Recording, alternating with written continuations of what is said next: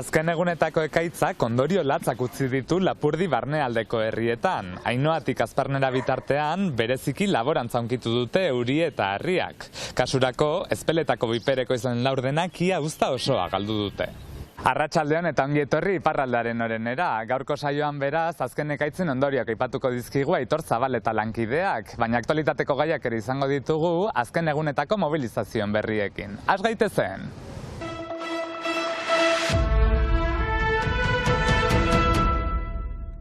Astelehenetik Biarritzeko etxebizitza bat okupatzen ari da aldamugimendua. Etxe jabeak iruzur egiten ari dela salatzeko.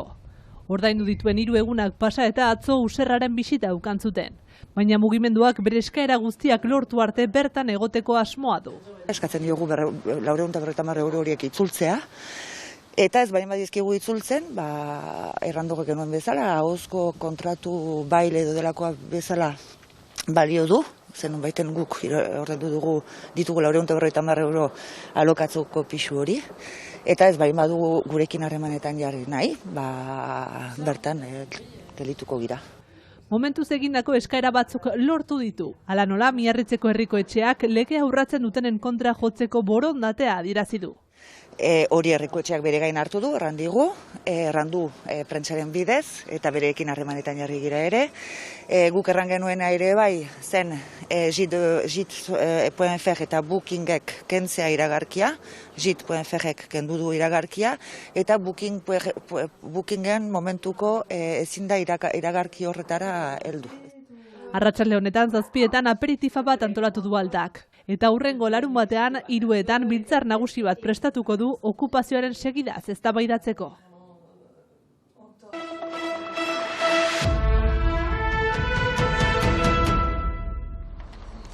Lurraren altxamendua kolektibo ekologista desegitea erabaki du gobernu frantsesak, eta neurriaren kontra direla adierazi dute dozenaka pertsonek Baionan.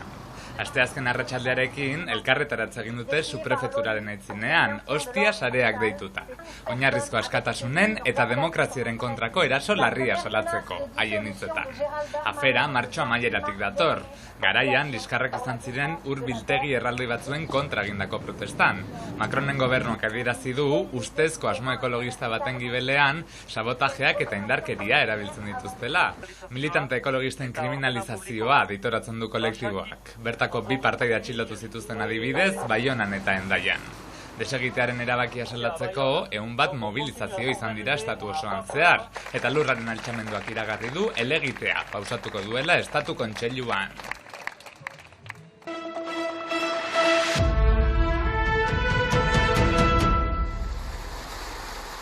Irudi izugarriak eta pareko kaltea utzi ditu hortzantzak azken orduetan. Batez ere laborari eta hauen uzta guztiz kolpatu du, eta askok urte guztiko lana galdu dute. Galdu dugu dena, galdu dugu biperra, sagardiak, teilatuak, ardiak ere bat edo beste hilik aurkitu ditugu jadanik.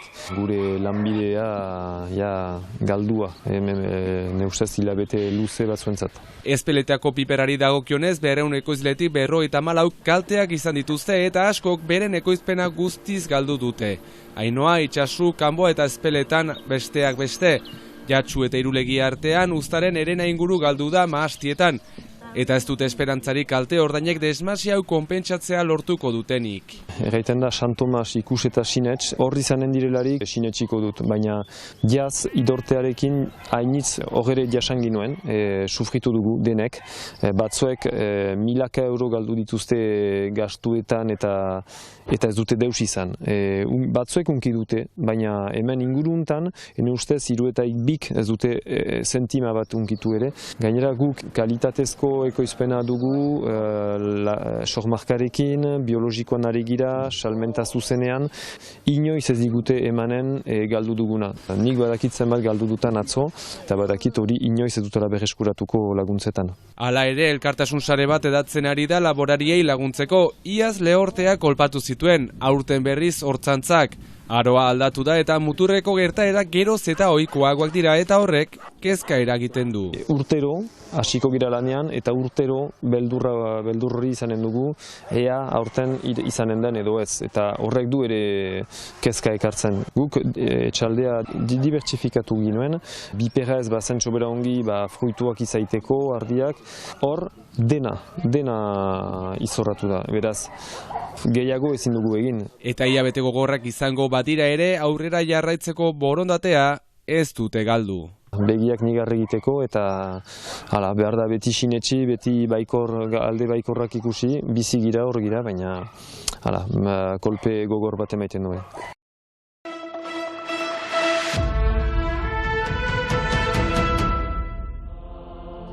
Joan den maiatzaren 13an, Ziburuko parrokiak Mikel Epaltza eta Bakik Etxenike omendu zituen apestu zirela 50 urte ospatzeko.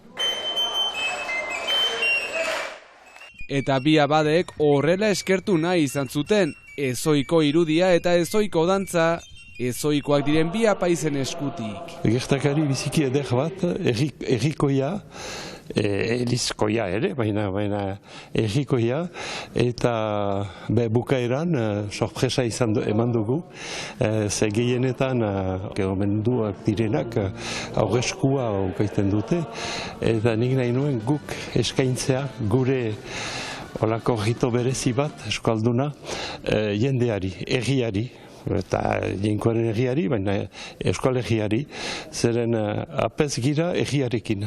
Eta erriak egiten gitu, arzain edo apez. Bildu zen jendetza, fededun, lagun eta prentsarentzat ez ustekoa, baina baita Bakik berarentzat ere. Ekarri nuen makila, berari jangabe, eta azken momentuan eskaini nion makila, oai guri.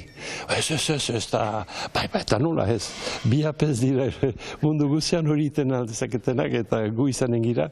Eta hasi gira, da jendea txaloka eta bera ere. Ez gira bat entrenatu, izan da olako bat-batian. Aspaliti makilari lanak utzita bazituen ere, oso gaztedatik ibili izan da berau eskuan hartuta, etxetik jaso zuen afizioa. Banuen familian makilari bat, eta hura ikusiz eman zaute, emeia nik ikasteko. Eta aita zenaekin zer ez dut entzun joiten manintzen beti behiekin, horako makila batekin, ezin ez da akulia egin. Aitarekin behar zen beti akulia. Eta ordean, beti danik aizaniz makilaekin. Elizari dagokionez 5 hamarkada hauetan izan duen garapenaz. Beti sinesten dugu Vatikano bigarren eliza hortan. Egan nahi du, errian oinarritua dena, jendeekin egiten dena, laikoekin, emazteekin, gizonekin, aurrekin. Eta apez baniz ono, da jendeari esker. Jesu Kristori esker dudagabe. Baina jenko bat errian bizi dena, eta aniz errezibitu dut, itxasoan ebili naiz, arrantzaleekin, ez dira beti elizakoak, baina niretako templorik ederena itxasoa da. Eta itxasoan bizi zen da evangelioa, elkartasuna, bizi zen da esperantza, batzutan gogorra da. Hori denak barnean ditut, eta baki jenkoa biziki zabala da maitagarria dela guziendako. Lehorrean edo itxasoan direnak, sinesten dutenak edo ez dutenak sinesten, eta denak emarkatuak gira maitasunaren banderaikin. Eta maitasun hori erritual berri honekin adierazi nahi izan dute beraiek. Eta apez jantziaikin gainea, baina zer da apez izaita da erriarekin bizitzea, kantatzen ditugu erriko kantak eta zendako ez ere erriko dantzak. Guk asmatu dugu berri bat, ustegabian, segitzen dugu horrekin. Ezoikoa ohiko bihurtzen denean, sortzen bai da tradizioa.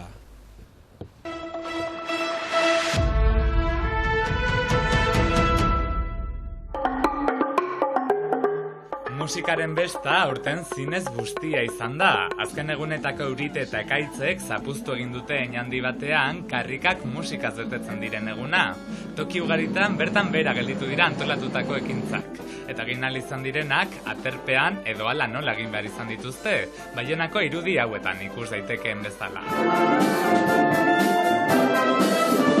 Dena Dena dela, aroak ez du kikildu musikarien grina, eta momentu ederrak eskaini dizkiete entzuleek.